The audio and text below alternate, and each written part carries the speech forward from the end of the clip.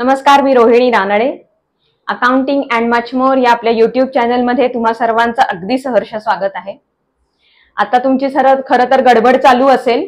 31 जुलैला आपल्याला इन्कम टॅक्सचं रिटर्न भरायचं आहे. त्या संदर्भातली सगळी डॉक्युमेंट्स गोळा करून सीए ला देणं हे तुमचं सध्याचं मोठं काम चालू असणार आहे. त्याच कामासंदर्भात मला तुम्हाला काही प्रश्न विचारायचे.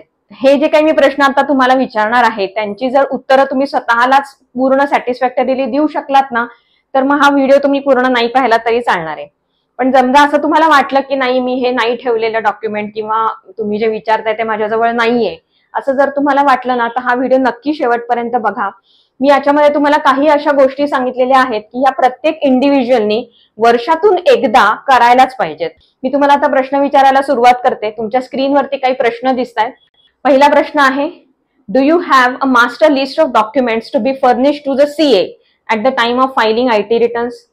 दरवर्षी सीएने आपल्याला काय सबमिट करायचं आहे याची सगळ्याची लिस्ट तुमच्याकडे आहे का? दरवर्षी तुम्ही फोन करून विचारता हे हवंय का, ते हवं का, किंवा त्यांच्याकडनं तुमची लिस्ट येते की मला यावर्षी हे हवंय, एक मास्टर लिस्ट असते ना, ही तुमच्याकडे आहे का? Do you have a list of all your assets? सगळे ऍसेट्स तुमच्याकडे मुव्हेबल इमूव्हेबल ऍसेट्स असतील त्याची लिस्ट तुमच्याजवळ आहे का? कधी परचेस केली होती ऍसेट, त्याचे डिटेल्स आहेत का? Do you have previous years IT returns filed? IT returns आपण सगळे फाईल करतो, पण त्याची कॉपी तुमच्याजवळ आहे का? सॉफ्ट कॉपी असेल किंवा हार्ड कॉपी असेल. असं कधी होतं का की तुम्हाला एखादा डॉक्युमेंट फर्निश करायचंय, कोणी इन्कम टॅक्सचा रिटर्न तुम्हाला कुठेतरी द्यायचंय आणि तुमच्याजवळ त्याची कॉपी नसते, मग तुम्ही सीए ला फोन करता आणि पटकन त्यांच्या ऑफिसमधनं ती कॉपी, सॉफ्ट कॉपी मागवता आणि पुढे फॉरवर्ड करता. असं होऊ नये, तर तुमच्याच जवळ तुम्ही काही ह्याचे डॉक्युमेंट्स ठेवलेली आहेत का? फायलिंग कुठे करून ठेवलंय का? Can you tell the investment corpus at any point of time? तुमचे जे काही इन्व्हेस्टमेंट्स आहेत त्यांची टोटल कॉर्पस किती आहे इन्व्हेस्टमेंटचा, कुठल्याही एका पॉइंट ऑफ टाइमला तुम्ही हे सांगू शकाल का की माझ्या एवढ्या इन्व्हेस्टमेंट्स आहेत? त्यानंतर आहे, can you tell the balances of your loans? Loans तर आपण सगळेच घेतो, ती गरज आहे आपली, पण त्याचे बॅलन्स किती आहेत, किती वर्ष अजून आपलं लोन राहिलेलं आहे, किंवा have you taken any action to discharge your loans early? Loans आपल्याला लवकर संपवण्यासाठी तुम्ही काही ऍक्शन घेताय का, काही स्टेप्स घेताय का त्याकरता? Do you have a master data file? अशी काही मास्टर डाटा फाईल तुमच्याकडे आहे का? हार्ड कॉपीजची फाईल असेल किंवा सॉफ्ट कॉपीजची फाईल असेल, जिथे तुमच्या फॅमिली मेंबर्सची सगळ्यांची पॅन कार्ड, आधार कार्ड वगैरे ठेवलेली असतील, अशी काही मास्टर डाटा फाईल तुमच्याकडे आहे का? हे काही मी एक सॅम्पल क्वेश्चन्स तुम्हाला विचारलेले आहेत. ह्याची जर प्रश्नांची खरोखरच तुम्ही नीट उत्तरं देऊ शकला असेल स्वतःला ना, तर तुम्ही अजिबात व्हिडिओ नाही पाहिला तरी चालणार आहे. पण माझं असं सजेशन आहे, तुम्ही एकदा व्हिडिओ बघा.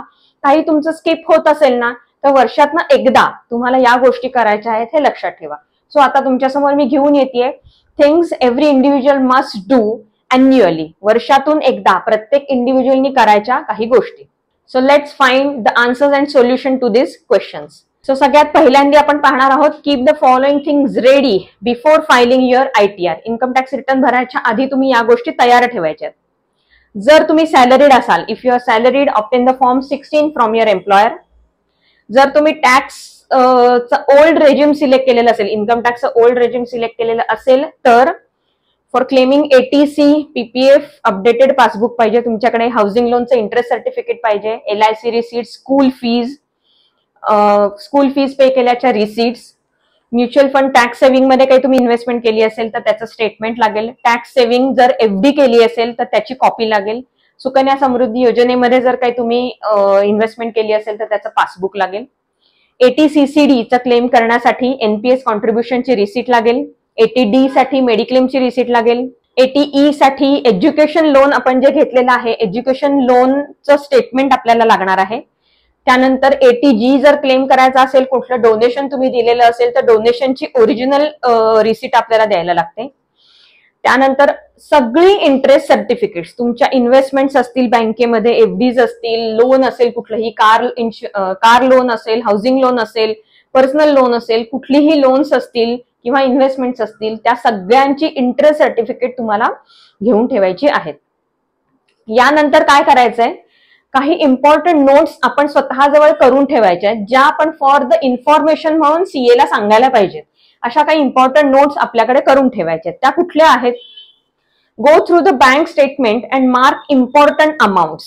आपण वर्षभरामध्ये आपलं जे बँक स्टेटमेंट असतं ना, खरं हे वर्षातनं एकदा करायच्या ऐवजी तुम्ही जर दर महिन्याला केलं तर तुमचं काम अजून सोपं होणार आहे. पण नाही समजा जमलं तर वर्षातनं एकदा तरी नक्की करा. काय काय मार्किंग करायचंय आपल्याला? New assets purchase like mobile, laptop, any household gadget, घरात वस्तू घेतो ना आपण, काही मोबाईल घेतलाय, लॅपटॉप घेतलाय, कुठलीही मोठी वस्तू आपण घरात विकत घेतलेली आहे, त्याचं जर स्टेटमेंट तुमच्या बँक स्टेटमेंटमध्ये रिफ्लेक्शन आलं असेल तर ते मार्क करून त्याच्या पुढे लिहून ठेवायचंय की काय विकत घेतले. आपण एक्सेलमध्ये डाउनलोड करू शकतो ना स्टेटमेंट, त्याच्या पुढे लिहून घ्या. नसेल तुमच्याकडे ती फॅसिलिटी, पासबुक असेल तर पेन्सिलनी पासबुकवरती लिहून ठेवा. त्यानंतर आहे न्यू व्हेकल परचेस. समजा कुठली गाडी घेतलीये, टू व्हीलर घेतलीये, त्याची काही परचेस केल्याची नोंद असेल ती मार्क करा.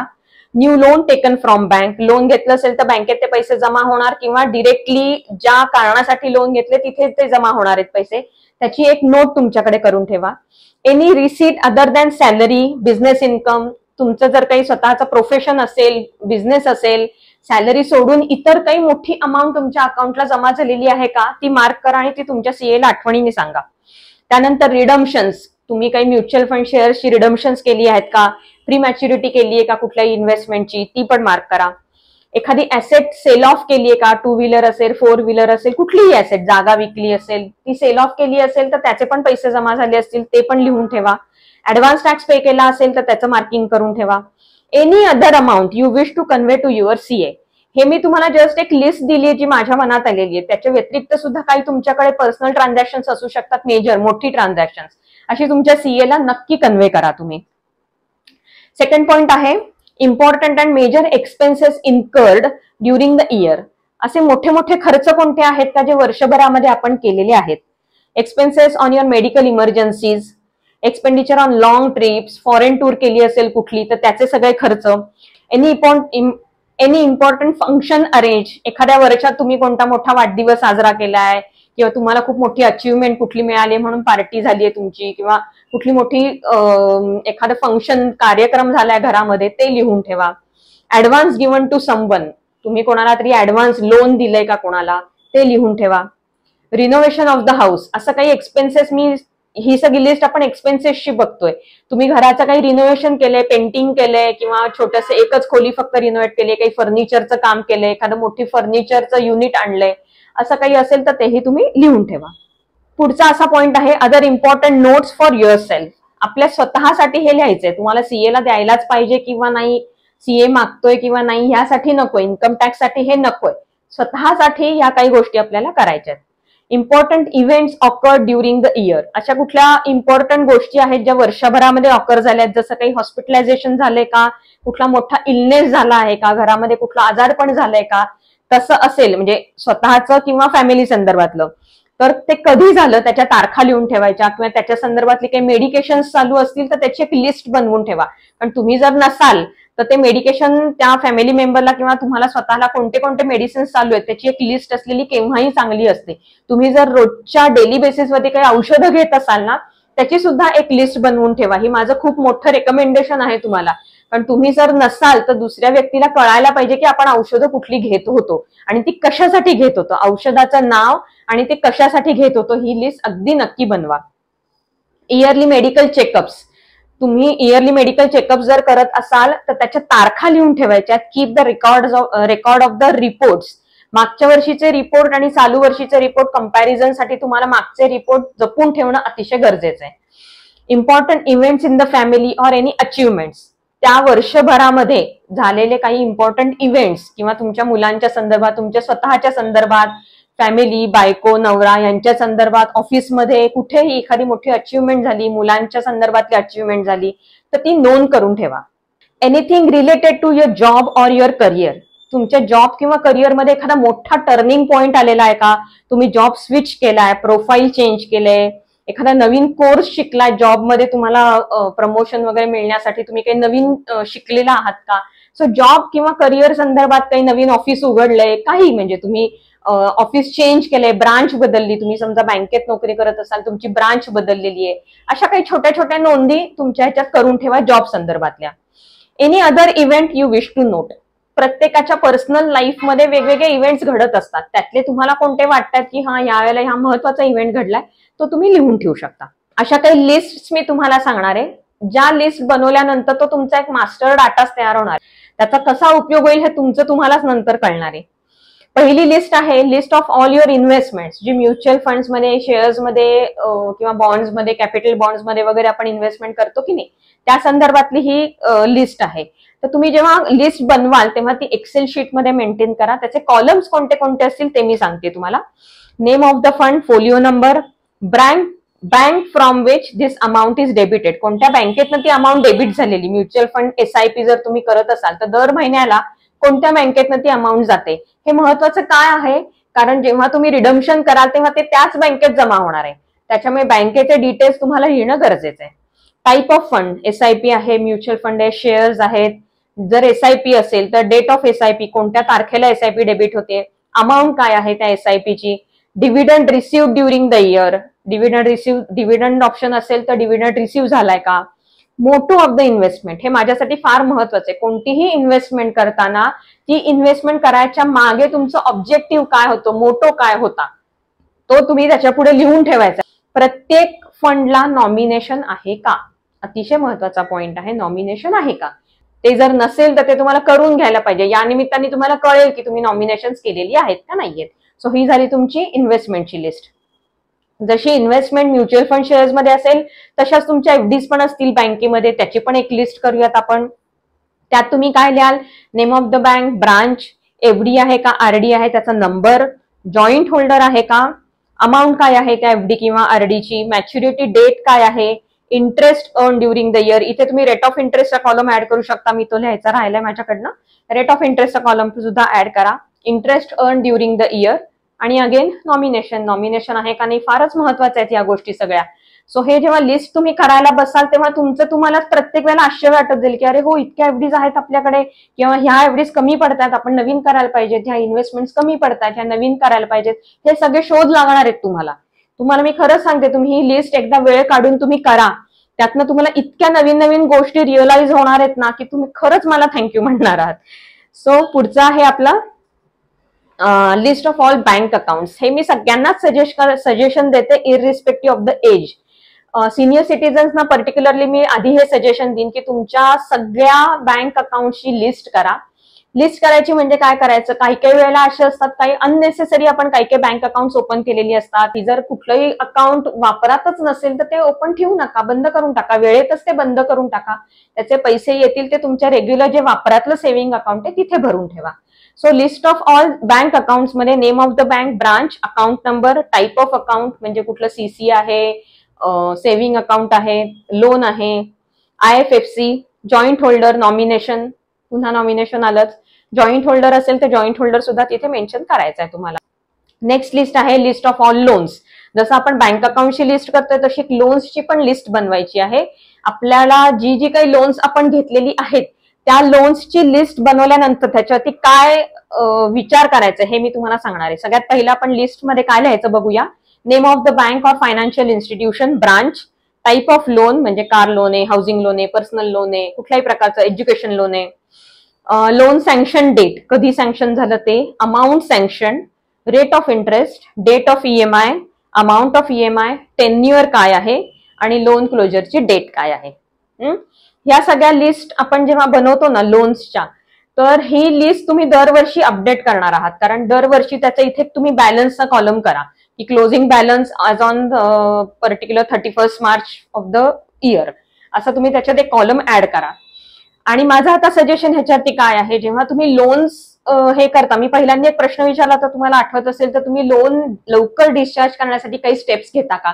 त्यातली पहिली स्टेप अशी आहे की इथे जे रेट ऑफ इंटरेस्टचा कॉलम आहे ना, त्यातला जो सगळ्यात जास्त रेट ऑफ इंटरेस्ट ज्याचा आहे ते लोन तुम्ही लवकर डिस्चार्ज करायला घ्या.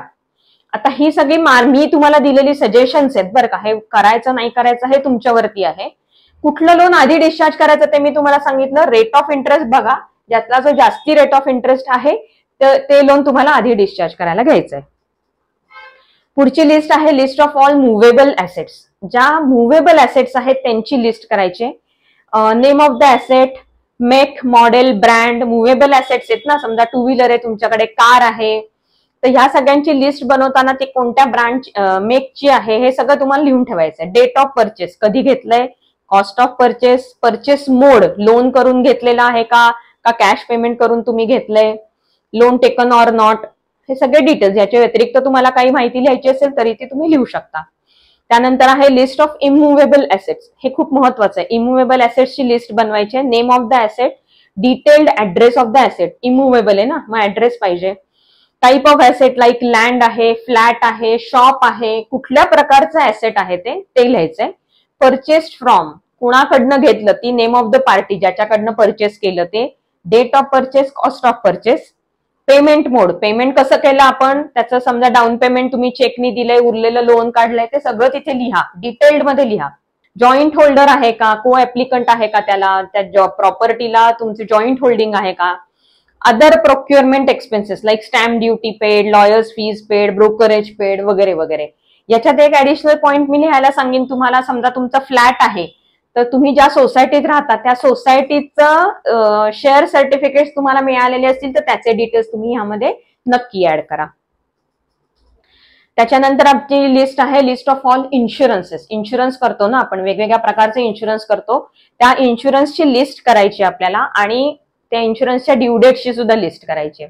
मेडिक्लेम इन्शुरन्स असेल सगळ्या फॅमिली मेंबर्सचा. तर मी इथे ब्रॅकेटमध्ये काय लिहिलंय बघा, keep a print along with copy of Aadhaar card, PAN card and photo attach to it. हे का लागतं माहितीये का तुम्हाला, जेव्हा मेडिक्लेम इन्शुरन्स करतो ना आपण, मेडिक्लेम इन्शुरन्स ज्याच्या नावाचा आहे, जो मेडिकल इन्शुरन्स मध्ये ज्याचं पहिलं नाव आहे, त्याचा आधार कार्ड, पॅन कार्डची कॉपी आणि त्याच व्यक्तीचा फोटो, असं तुमच्या मेडिक्लेम इन्शुरन्सची कॉपी प्रिंट करा, पॉलिसी डॉक्युमेंट प्रिंट करा आणि त्याला ही सगळी डॉक्युमेंट तुम्ही अटॅच करून ठेवा. याचं कारण महत्वाचं असं आहे, ज्या वेळेला तुम्हाला हॉस्पिटलायझेशन करायला लागतं त्यावेळेला तुम्हाला ही मेडिकल इन्शुरन्सची कॉपी आणि ही सगळी डॉक्युमेंट्स तुम्हाला त्या इन्शुरन्सच्या कॉपी बरोबर सबमिट करायला लागतात. सो तुम्ही तो सेट जर आधीच तयार करून ठेवलात ना, तर तुम्ही नसताना ज्या व्यक्तीला माहितीये की हा सेट कुठं ठेवलेला आहे, ती तेवढा सेट उचलून जर हॉस्पिटलमध्ये सबमिट केला तर एकाच वेळेला तुमचं सगळं काम होऊन जाणार आहे. सो ह्या सगळ्या प्रिपरेशन्स तुम्ही आधीच करा. वेळ येऊ नये कोणावरती अशी, पण समजा वेळ आलीच तर आपल्याकडनं ह्या प्रिपरेशन्स रेडी पाहिजेत. नेक्स्ट इन्शुरन्स आहे कार इन्शुरन्स, टू व्हीलरचा इन्शुरन्स असेल, LIC इन्शुरन्सचे सगळे policy documents, fire insurance, personal accident policy जर तुम्ही काढली असेल ती, टर्म इन्शुरन्स केला असेल तर टर्म इन्शुरन्सचे पॉलिसी डॉक्युमेंट, हे सगळे डॉक्युमेंट तुमच्याकडे पाहिजेत. वन मोर सजेशन, समजा तुम्ही बँकेमध्ये कुठलंही लोन ऍप्लिकेशन केल्यानंतर LICच्या अगेन्स्ट लोन घेतलं असेल तर ओरिजिनल डॉक्युमेंट तुमची बँकेकडे जातात, पण न विसरता त्या डॉक्युमेंटची कॉपीज काढा आणि स्वतःजवळ ठेवा आणि त्याच्यावर लिहून ठेवा की ह्याच्या अगेन्स्ट हे लोन घेतलेलं आहे. सो पुढे जाऊन आपण विसरून जातो की अरे आपले LIC डॉक्युमेंट सापडतच नाहीये आपल्याला, मग आठवतं की अरे हा बँकेमध्ये दिलं होतं. त्याच्याऐवजी जर तुमच्याकडे त्या कॉपीज ठेवल्या असतील आणि त्याच्यावर मेन्शन केलेलं असेल ना, तर तुम्हाला शोधाशोध करायची वेळ येणार नाही. त्याच्यानंतरची आपली लिस्ट आहे, हा मला महत्वाचा वाटणारा पॉइंट आहे सगळ्या स्त्रियांच्या बाबतीतला. List of all ornaments, jewellery, gold, silver, utensils, सगळं जे तुमच्याकडे सोन्या चांदीच्या वस्तू आहेत म्हणजे त्या सगळ्या गोष्टींची एक लिस्ट बनवा. हे मी अगदी सगळ्यांना सजेशन देईन आणि तुम्ही ते प्लीज करा. याचं कारण असं आहे की आपण दरवर्षी नवीन सोनं विकत घेतो, इन्व्हेस्टमेंट म्हणून विकत घेतो, काय काय आपण ऍडिशनल केलेलं आहे हे आपल्यालाच कळायला पाहिजे, म्हणून हे सगळं करायचं. So name of the ornament, ornament कुठलं आहे, गळ्यातले, कानातले, व्हॉट एव्हर, जे काही तुमच्याकडे सोन्याचं वळ आहे, जे काही असेल, किंवा चांदीचं एखादं भांड आहे, चमचा आहे, व्हॉट एव्हर, वाटे आहेत, जे काही तुमच्याकडे आहे त्याची एक लिस्ट बनवायची. कशी लिस्ट बनवायची, आता मी तुम्हाला म्हणलं चांदीचं भांड 1 क्वांटिटी, ताट 1 क्वांटिटी, वाट्या 2, असं क्वांटिटी वाईज लिहून ठेवायचंय. तुमच्याकडे टोटल किती वस्तू सोन्या चांदीच्या आहेत त्याची एक यादी बनवायची आहे. त्याच्यानंतर टाईप ऑफ ऑर्नामेंट, गोल्ड आहे, सिल्वर आहे, प्लॅटिनम आहे, डायमंड आहे, काय आहे ते त्याच्यामध्ये लिहून ठेवायचंय. परचेस डेट, शक्यतो आपण बिलं जपून ठेवतो. जेव्हा आपण अशी मोठी वस्तू विकत आणतो त्यावेळेला त्याची बिलं जपून ठेवलेली असतात, त्याच्यावरनं शोधा आणि परचेस डेट घाला. माहिती नसेल तर लिहू नका, पण ह्याच्या पुढे जेव्हा परचेस कराल ना तेव्हा बिलं जपून ठेवा आणि ही लिस्ट बनवाल तेव्हा त्याच्या पुढे तारीख घालून ठेवा. आता हे कोणाच्या साठी म्हणून आपण घेतलेलं असतं, ओन्ड बाय, तुमचं स्वतःचं आहे, स्पाऊसचं आहे म्हणजे नवऱ्याचं आहे, बायकोचं आहे, मुलांच्या नावाने घेतलेलं आहे, अदर फॅमिली मेंबर्सच्या नावाने आहे, सगळ्याची लिस्ट तुमच्याकडे पाहिजे. वन मोर सजेशन, हे मी दरवर्षी करते स्वतः आणि म्हणून मी तुम्हाला हे सजेशन देते की दरवर्षी दिवाळीत मी सगळे हे काढते, एका चांगल्या ह्याच्यावरती कापडावर पसरते सगळं आणि त्याचा फोटो काढते आणि मग ही यादी करायला घेते. म्हणजे तुमच्या लक्षात येतं वाटी छोटी आहे मोठी, वाटी एक लिहिली ना, छोटी वाटी का मोठी वाटी, कळतंय? सो ह्या सगळ्या गोष्टी तुम्हाला समजण्यासाठी एक छोटासा एक्सरसाइज आहे हा, कुणालाही दाखवायचा नाही, हा स्वतःसाठी काढायचा आहे. पुढच्या वर्षी तुम्ही असा जेव्हा फोटो काढाल तेव्हा काय ऍडिशन झालं हे तुम्हाला तुमचं कळणार आहे. सो हा फोटो तुम्ही काढून ठेवा. त्याच्यानंतरची लिस्ट आहे list of all important due dates. मगाशी मी तुम्हाला सांगितलं तसं इन्शुरन्स करायचे असतात आपल्याला. इन्शुरन्स केल्याच्या ड्यू डेट्स जर लक्षात ठेवल्या नाहीत आणि मेडिक्लेम इन्शुरन्स तुम्ही मेडिक्लेमचा इन्शुरन्स जर तुम्ही रिन्यू केला नाही, त्याची तारीख उलटून गेली तर तुम्हाला तो रिन्यू करता येत नाही. सो ते विसरायच्या आत या ड्यू डेट्स लिहून ठेवा. महत्वाच्या काही ड्यू डेट्स आहेत ज्या क्वचितच कधीतरी 8-10 वर्षातनं एकदा येतात, पण त्या लक्षात राहत नाहीत, म्हणून त्याची एक मास्टर फाईल बनवायची. ड्रायव्हिंग लायसन्सची एक्सपायरी डेट, पासपोर्टची एक्सपायरी डेट, पीयूसी करता तुम्ही व्हेकलचं त्याची एक्सपायरी डेट, इन्शुरन्स सगळे इन्शुरन्स त्यांचे रिन्युअलच्या डेट्स, अॅन्युअल मेडिकल चेकअप्स करायचे असतात त्याच्या डेट्स, LIC प्रीमियम भरायचा असतो आपल्याला त्याच्या ड्यू डेट्स, ITR फायलिंग करायचं आहे त्याची तारीख आता आलेलीच आहे ती, स्कूल फीज भरायच्या असतात आपल्याला त्याची ड्यू डेट एक ठराविक, दरवर्षी आपल्याला कुठल्या तारखेपर्यंत स्कूल फीज भरायचं माहिती असतं. प्रॉपर्टी टॅक्स भरायचा 31 मेच्या आधी भरला तर डिस्काउंट पण मिळतं. सो प्रॉपर्टी टॅक्सच्या due date. One time investment for tax saving, जर तुम्ही टॅक्स सेव्हिंगसाठी कुठल्या ATCच्या अंडर जर कुठली इन्व्हेस्टमेंट करत असाल तर त्याची एक तारीख ठरवा आणि त्या तारखेच्या आत ती इन्व्हेस्टमेंट झाली पाहिजे असं स्वतःला सांगून ठेवा. लॉकर रेंट भरत असाल तुम्ही तर लॉकर रेंटचं भरायची ड्यू डेट असते ती, किंवा कुठलंही तुम्ही रेंट अग्रीमेंट मध्ये असाल त्याचं रिन्युअल डेट, त्या सगळ्या ड्यू डेट्स तुम्हाला माहित असलेल्या इतर कुठल्याही ड्यू डेट ज्या ह्याच्यात लिस्टेड नाहीयेत त्या तुम्ही ऍड करा आणि त्याची एक लिस्ट बनवा. दर महिन्याला ही ड्यू डेटची लिस्ट तुम्हाला चेक करायची की या महिन्यात कोणत्या ड्यू डेट्स आहेत. तुम्ही जर माझा पहिल्यांदा ड्यू डेट कॅलेंडर नावाचा मी एक व्हिडिओ केला होता, तो जर तुम्ही बघितला असेल तर त्या ड्यू डेट कॅलेंडरमध्ये तुम्ही या ड्यू डेट्स लिहून ठेवू शकता. जर पाहिला नसेल तर त्याची लिंक मी तुम्हाला डिस्क्रिप्शन बॉक्समध्ये देते. ते ड्यू डेट कॅलेंडरचा व्हिडिओ पण बघा, तोही तुम्हाला खूप उपयोगी पडणार आहे. त्याच्यानंतर आहे आपल्याला एक मास्टर डाटा तयार करायचा आहे. मी तुम्हाला मगाशी सांगितलं ना की तुम्हाला वर्षातून एकदाच या गोष्टी करायच्यात, परत परत नाही करायच्या. थोडासा वेळ ऍडिशनल तुम्हाला द्यायला लागेल तुमच्या रुटीन मधनं जरा वेळ काढून, पण एकदा तुम्ही हा मास्टर डाटा तयार केलात ना की परत तुम्हाला मागे वळून बघायचं नाही, फक्त रिवाइज करायचंय. वर्षातून एकदा तो डोळ्याखालनं घाला आणि रिवाइज करा. सो असा कुठला मास्टर डाटा आहे? पहिला आहे list of all important documents. आपल्या प्रत्येकाकडे काही इम्पॉर्टंट डॉक्युमेंट्स असतात, त्या सगळ्यांची लिस्ट म्हणजे काय काय करायचंय. बिफोर दॅट लक्षात काय ठेवायचंय की जी काही मी आता डॉक्युमेंट्स तुम्हाला सांगणार आहे त्याच्या प्रत्येकाच्या 5-5 कॉपीज तुम्हाला काढून ठेवायच्या. त्या कुठं ठेवायच्या? Keep all copies in one piano folder at one place.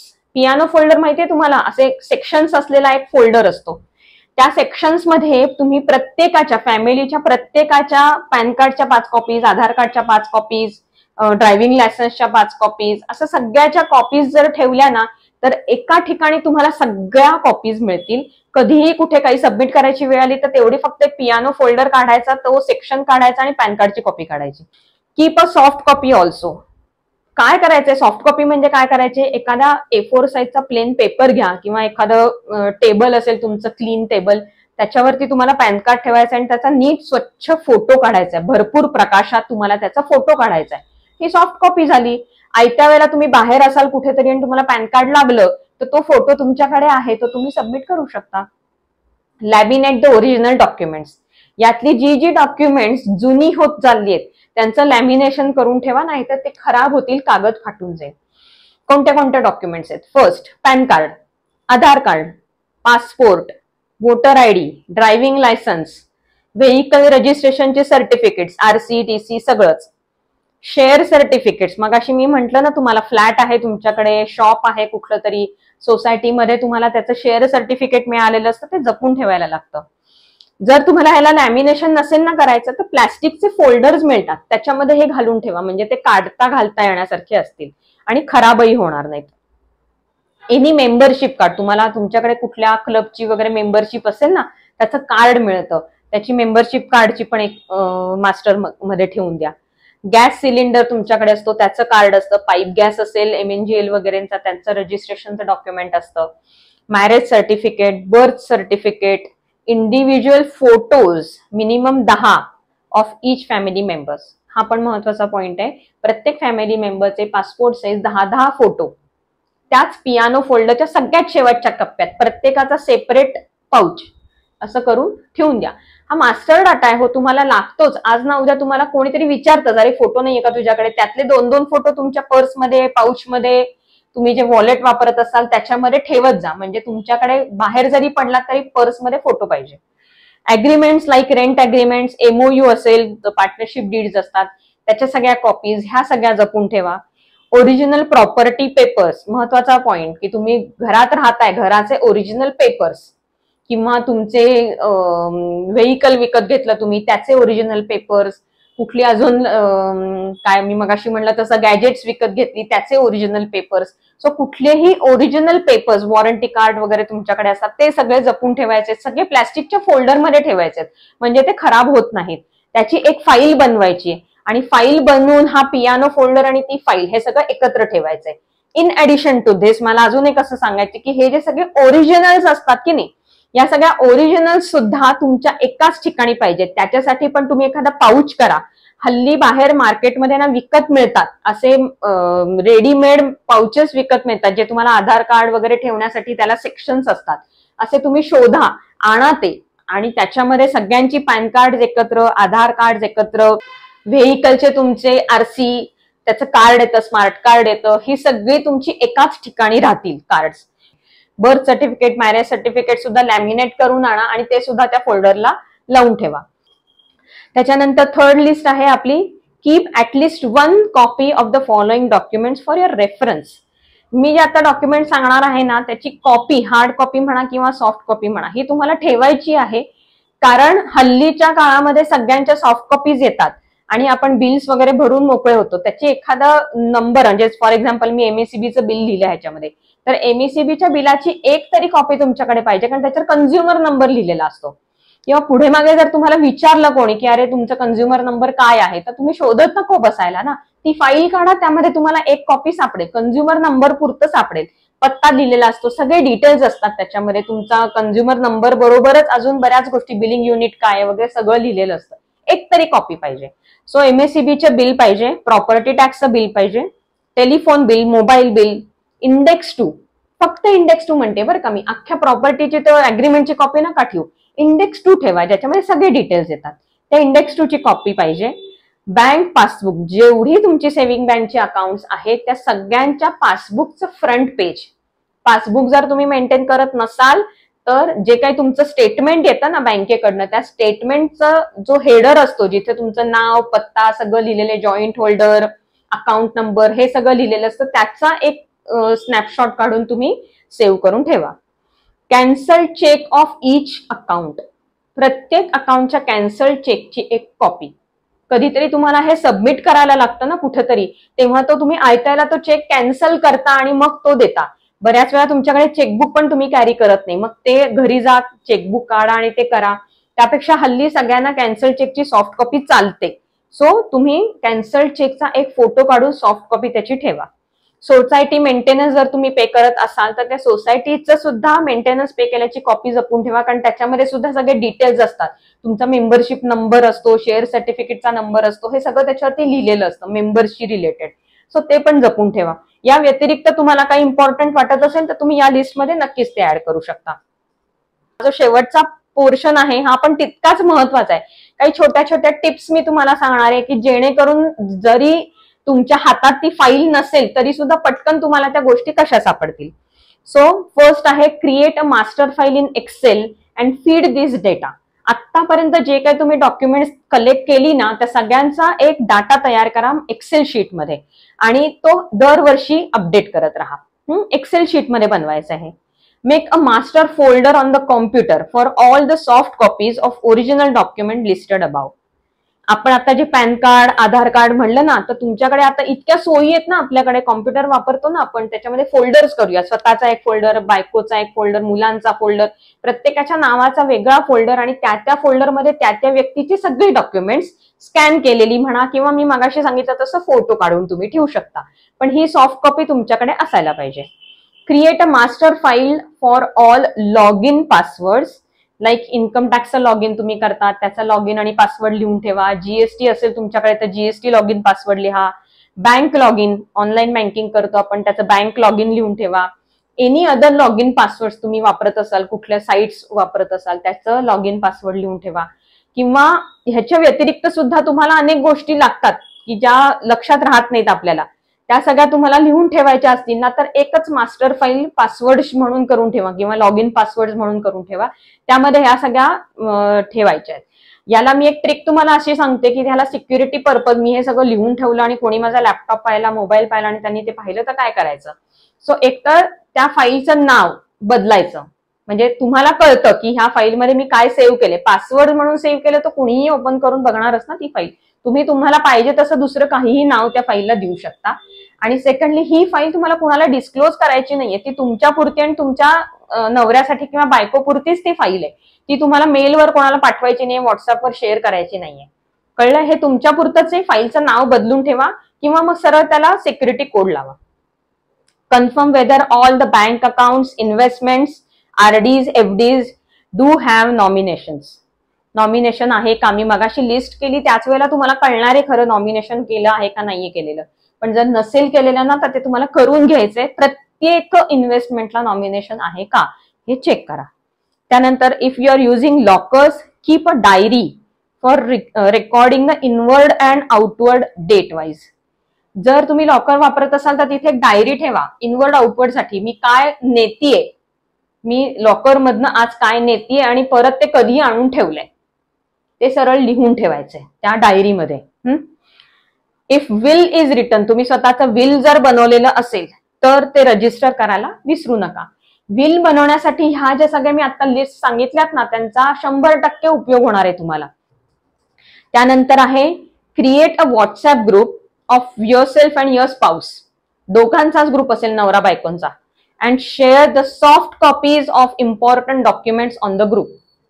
त्या दोघांच्याच ग्रुपवरती ह्या सगळ्या ज्या soft copies, PAN card, Aadhaar card, सगळं प्रत्येक फॅमिली मेंबरचं शेअर करून टाका.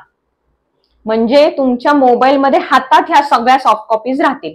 जर असा ग्रुप तुम्हाला बनवायचा नसेल तर तुम्ही काय करू शकता, पुढचा पॉइंट आहे mail the documents to your own account. तुमच्या स्वतःच्याच ईमेलला तुम्ही ह्या सगळ्या डॉक्युमेंट्स शेअर करून टाका. So that you can access them any time. PEEP हे मी सगळीकडे सांगत असते, place for everything and everything in its place.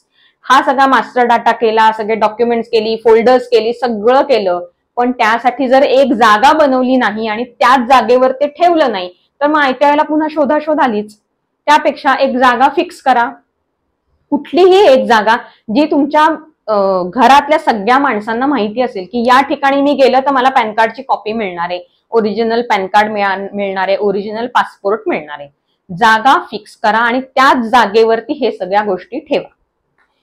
Keep an office file for income tax return copies and supporting documents. तुमची जी income टॅक्सची रिटर्न्स आपण file करतो ना त्या इन्कम टॅक्सचं रिटर्न फाईल केल्याची एक्नॉलेजमेंट, त्याच्याबरोबर कॉम्प्युटेशन शीट्स, तुम्ही इतर काही वर्किंग बनवली आहेत, रिसिट पेमेंट बनवलंय, आता ही जी आपण मास्टर फाईल्स बनवली आहेत यांचे जर प्रिंट्स काढायचे असतील तर सगळं एका ठिकाणी ठेवा. प्रिंटच काढायला पाहिजे असं नाही, सॉफ्ट कॉपी बनवली तरी फोल्डर करा, प्रत्येक वर्षीच्या ITR रिटर्नचा फोल्डर आणि त्याला लागणारी सगळी सपोर्टिंग डॉक्युमेंट सॉफ्ट कॉपीज जवळ ठेवा. म्हणजे दरवेळेला कोणी मागितलं तर CA ला फोन करायची वेळ येणार नाहीये. नेक्स्ट आहे tip to repay the loans early. Either of the following तुम्ही ऑप्ट करू शकताय. लोन रिपे लवकर रिपे करायचं का नाही करायचं ह्या डिसिजन सर्वस्वी तुमचा आहे. असा विचार असेल तर तुम्ही काय करू शकता याच्यासाठी मी टिप्स देते. पहिलं, repay and extra EMI yearly. वर्षातून एकदा आपण 12 EMI भरतो ना, त्या 12च्या ऐवजी 13 EMI भरायचे तुम्हाला. कधीही भरा, जेव्हा तुम्हाला सोयीचं आहे तेव्हा भरा. एक इन्स्टॉलमेंट दरवर्षीची जास्त भरायची.